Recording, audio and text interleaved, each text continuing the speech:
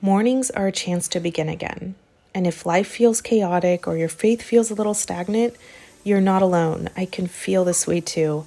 But God's been showing me it only takes a few small steps to shift everything. Let's dive into some morning routine habits to reconnect with God, draw closer to Him, and reignite our faith. This first habit is so hard for me to do, and God has been convicting me of this, and it is to be still.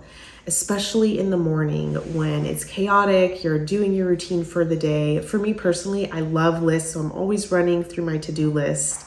It is so hard to take a few moments and to just be still and surrender what the to-do list is going to look like. Surrender the expectations you have in your head of what your day is going to look like. Like I said, this is convicting for me because it is so hard for me to loosen my grip on that to-do list. I have a toddler and I'm always chasing her around, and productivity starts with God. It starts with being still, even for a minute, and acknowledging that this day is His. And I think it's so important to do this in the morning. Whenever I get the smallest bit of free time, I'm running around getting stuff done that I can't get done with my toddler. As moms, I believe we need to start our days or our kids' nap schedule with the question, God, how do you want me to steward this time? I'm in the same boat as you are. It's hard to slow down, to be still, and to contemplate and steward the time God has given us for His will. And don't get me wrong, our to-do lists aren't sins. The point is, what is taking priority? This is a huge conviction for me. I will say it again, I am a work in progress. I will repeat this, but when I think about being still, the Mary Martha passage comes to mind. In Luke 10:38 through 42, there's a brief passage with a powerful message. I'll read it to you now. Now, as they went on their way, Jesus entered a village, and a woman named Martha welcomed him into her house. And she had a sister called Mary, who sat at the Lord's feet and listened to his teaching. But Martha was distracted with much serving, and she went up to him and said, Lord, do you not care that my sister has left me to serve alone? Tell her then to help me. But the Lord answered her, Martha, Martha, you are anxious and troubled about many things, but one thing is necessary. Mary has chosen the good portion, which will not be taken away from her. Wow. Two sisters, Mary and Martha, welcome Jesus into their home. As you can see in this passage, Martha prepares her house to serve Jesus, but Mary pauses, sits at the Lord's feet, and listens to his teaching.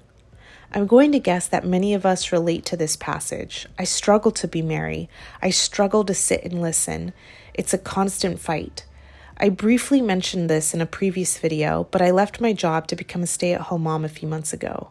I've worked in the corporate world for many years now, and I'm used to having full-time jobs. I hustled in my career. I was busy with a structured schedule. However, as a stay-at-home mom, I have the choice to let go of the structure just a little, to let go of what productive looks like, and to slow down. God has opened doors for me to be doing this, and I'm thankful. Whether you're in the corporate world hustling or a stay-at-home mom, it's busy, it's chaotic, it's hard. But in a culture of busyness, it is hard to sit and listen, to surrender the to-do list, and to pause, even for a brief moment. The habit of actively being still could look different for everyone, like I said. We all have different duties and responsibilities. However, the challenge for me each day is to take a few minutes to listen, to pause, to meditate on God's word. How is God calling you to be still today? The second habit involves identifying distractions. This is also a hard one. I would say most of us struggle with distraction, whether it's with our thoughts or actions. For me personally, distraction is in my mind. I can't shut off the endless thoughts that pop up. This especially happens when I'm praying or reading the word. Lately, instead of letting my mind run in any and every direction, I've been paying attention to what thoughts keep distracting me the most. What am I thinking about the most? I recently listened to a sermon by John Mark Comer on being with God. He discussed contemplative prayer. I'll link his sermon below. He said there are 3 basic dimensions to contemplative prayer, and the first one is looking at God, looking at you in love. He added a quote by A.W. Tozer. I thought this was powerful. A.W. Tozer says, "Faith is not a once done act, but a continuous gaze at the heart of the triune God.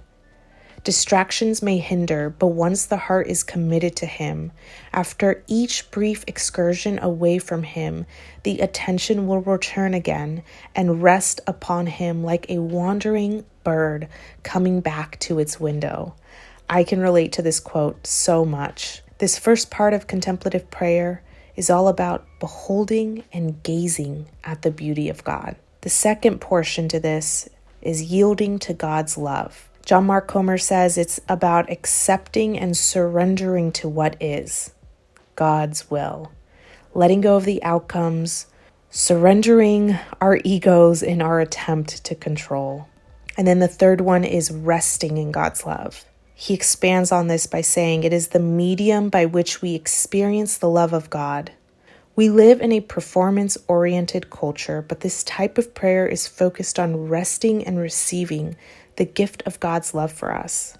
He says this prayer is a lifeline to sanity and joy. It's so true.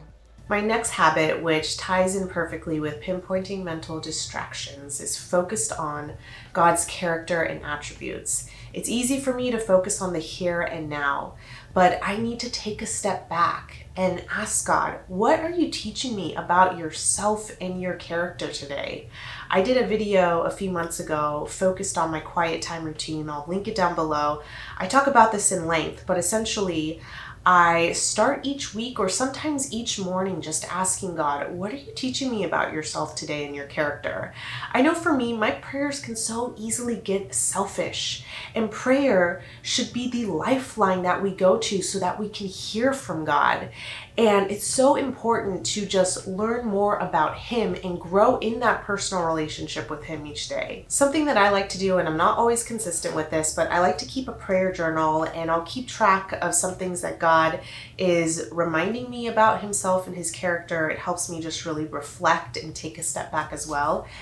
And so I forget what month this was, but a few months ago, I prayed that exact prayer, and God was really teaching me so much about Himself that week. And it always varies week by week. Sometimes God just shows me something specific. Other times, I don't learn anything. I'm just meditating on what He taught me last week or last month. It varies, but that's what a personal relationship is. Okay, I found it here. And this was actually something I wrote in September of last year. Time flies.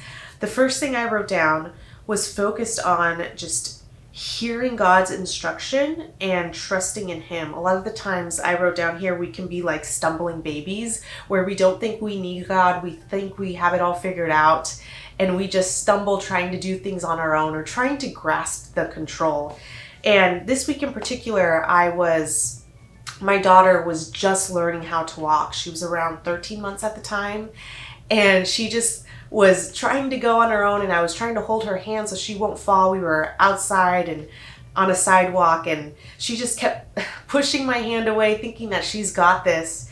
And instantly, in that just small moment, in that action that she was doing of pushing my hand away, God was reminding me, that's humanity. We all can act like stumbling babies, thinking that we've got it all figured out, that we can do it on our own, when we don't. Another one came through an interview with Megan Fate. I don't know if you know her, but she is incredible. Anytime I hear her, I learn so much from her. And she tragically lost her husband a few years back. And she was doing this interview talking about her husband's passing. And there were some things that she said that really spoke to me, and I wrote them down in my journal. She said that God is showing her how to bring heaven to earth. And I thought this was beautiful. She said that it's in the details we can easily miss. It looks like being present with the person next to you on an elevator, or eye contact with those we can dismiss. Even just being more present in our environments when we can easily just stare at our phones, when we're waiting in line or when we're at a doctor's office. She asked this question: God gives us opportunities to be His hands and feet, but are we paying attention? She also said that we are quick to gain more theological knowledge, but we don't know how to actually live it out. When I just listened to her teaching, I'll try to find it if you're interested in watching it, and I'll link it down below as well. I was just blown away with some of the things that she said. It redirected my heart back to God's, and I just asked him, how can I be your hands and feet today? A lot of the times we think, well, I don't have a platform, or I don't have an audience, I don't have people looking at me. And God's not looking for someone who's popular or who's perfect or who has it all together. He's looking for messed up people who are willing to surrender everything to him, to be still and hear God's voice and walk in the calling that he has for you and for me. And he speaks to us in those moments that we can so easily dismiss. Just like that moment that I had with my daughter when she was pushing my hand away because she thought she could just walk on her own, even though she just started to learn how to walk. A lot of the times we can ask, how can I hear from God? How can I hear his voice so clearly? But what it takes is just being able to learn how to discern his voice, how to quiet the thoughts and the distractions.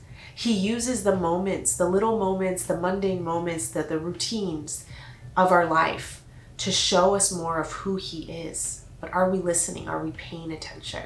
This last habit goes along with contemplating and learning about God's character, and it is focused on eternity. Whenever I get caught up and distracted and lose my focus, God reminds me of eternity. And so when I think about how fleeting my life is, it's like a dot, and eternity is this never-ending line. And so it just humbles me because God is eternal and we are finite beings. As a mom, I'm always asking God, how can I be the mom that you have called me to be? And I notice when I strive to be a good enough mom, I end up failing every single time because I don't have control. It is all through God's Spirit living in me, giving me the wisdom and the strength and the knowledge to be the mom that he called me to be, right? And so when it comes to eternity, it gives us a different perspective on what we see here on this earth, because everything on this earth will pass away. This is something I talk about in my Bible study series I'm currently doing in James. Everything on this earth will pass away. So how can we live with an eternal mindset? I challenge you to reflect on eternity and to pray bold prayers so that you can partner with God and have an eternal mindset. A verse that comes to mind is Matthew 7:7, which says, "Ask and it will be given to you. Seek and you will find. Knock and it will be open to you. For everyone who asks receives, and the one who seeks finds. And to the one who knocks it will be opened." This is a powerful verse that can get misinterpreted, and we can easily have a selfish mindset when reading it. However, this is a verse that reminds me to ask God, how can I partner with you so I can walk in the will that you have for me today? And when we earnestly seek him through his Holy Spirit and find him, because that is a promise in Jeremiah 29:13, when we seek him, we will find him when we seek him with all of our hearts. This will change the way you see your morning. This will change the way you see your week. And this is something, again, that I want to emphasize, especially when we're going about our morning routines, when we feel like our faith is stagnant. This will reignite our faith in God. God is willing and ready to speak to you. But the question I have for you is, are you listening? As you and I start each morning, let's have the mindset that each day is a new day to begin again. Set the right intentions for the day before the to-do list runs through your brain. Remember that God is giving you the ability to even wake up in the morning. Pinpoint the mental distractions that are in your head as well. God's Spirit will continue to redirect you back to him. And find opportunities to learn more about God and his character. Whether you're in an office, at home with your kids, traveling, ask God what he is teaching you about himself. And lastly, reflecting on eternity allows you to have the right perspective. For me, I am able to remember that any annoyances, frustrations, or distractions don't compare to what God has prepared for us in eternity. So how do I want to steward the here and now to prepare for eternity? This is a question I always meditate on.